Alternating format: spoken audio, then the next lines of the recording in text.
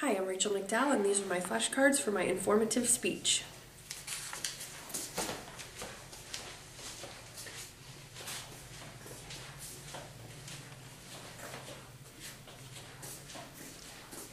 Good afternoon. I would like to thank you all for participating in my informative speech. My name is Rachel McDowell, and I'll tell you a little bit about myself. I have 5 sons. Their ages are 16. I have 2 that are 14 and 2 that are 11. Yes, 2 sets of twins. Which brings me to my topic today. There are a lot of common misconceptions on how twins are conceived and how twins are born, whether it's identical or fraternal.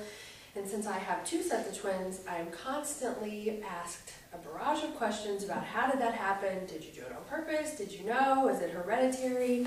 So I thought it would be really interesting to do a speech on the specifics. So anyway, my first thing that I would like to talk about is how you have a set of identical twins or fraternal twins.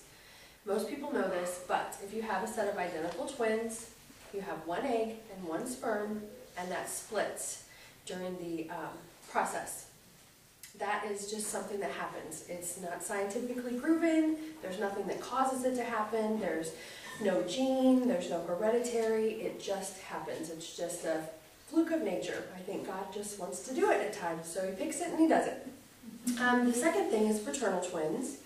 If you have fraternal twins, you have 2 eggs and 2 sperm, and most of the time you will have, excuse me, most of the time people will ask you, if that's hereditary or if it runs in your family, and the answer is yes.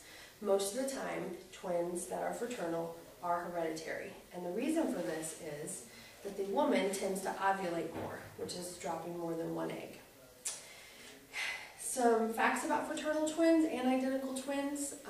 Identical twins share the same genes completely, because obviously it was the same DNA that split. Fraternal twins are no more alike than siblings who are born 10 years apart. There is no difference at all, except the fact that they're born at the same time.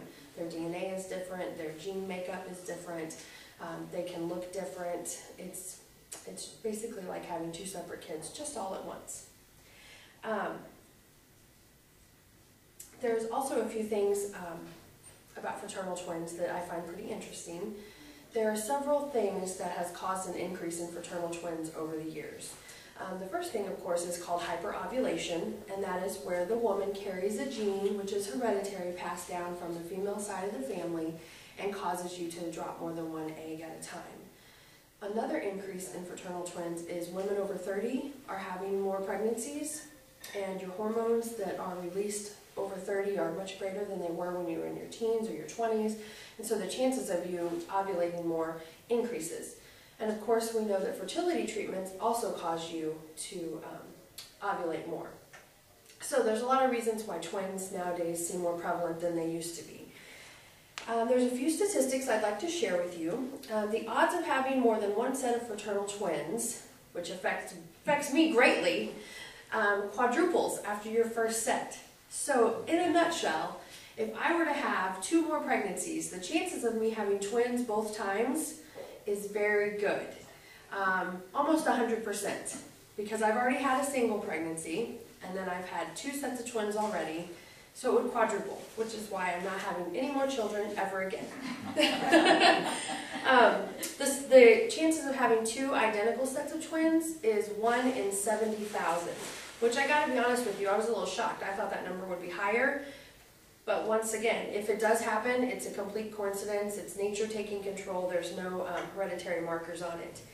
The chances of having 3 sets of any kind, whether they're identical or fraternal, doesn't matter, or a mixture or the same, is 1 in 500,000. Now there's a little something called Heelan's Law that I was really interested to stumble across. And Heelan's Law basically says, if we didn't have the advent of fertility treatments, if it had never been invented, it can tell you the ratios of what it would be to get twins.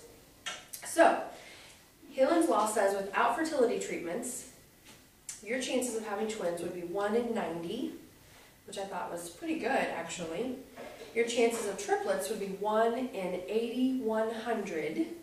Your chances of quadruplets would be 1 in 729,000. and your chances of quintuplets would be 1 in 65,610,000. And as we know, that happens a lot more frequently now that there are fertility treatments going on. I would also like to talk about some of the misconceptions of twins. A lot of people say, well, I'm probably going to have twins because they're on my husband's side of the family.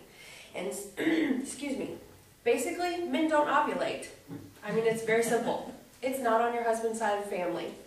Basically, what happens is that it is passed down the gene from mother to daughter, from mother to daughter. Now, I did stumble across some interesting research about this, and it did say that, excuse me, it did say that if your husband is a twin and he has a daughter, for example, he doesn't pass that gene on to her, but what he can do is be a carrier of the gene that causes women to hyperovulate. So, it's not really has anything to do with the men, but it is possible for that man to carry that recessive gene. Obviously, it's not going to do anything for him and pass it on to his family. Another common misconception is that twins skip generations. There is absolutely no scientific fact to this. There are coincidences. In the research that I've done, it basically said that if Bob and Max are twin brothers and they have they have daughters. One of them has a daughter, Molly and Polly, okay? And Molly and Polly get married and have twins again. But they all have boys. And none of them are twins. And then their sons get married and have a set of twins. It seems to skip a generation, but basically what's happening is you're going from male, female, male, female, male, female. So it shows you the likelihood of having twins. It just looks like it basically because of the gender changes. No scientific evidence for that. So in conclusion, I just wanted to enlighten some people so now you can go have a really interesting conversation about twins. Maybe when people ask you, you'll have the answers that you need. I hope that it's been informative for you and entertaining. Thank you.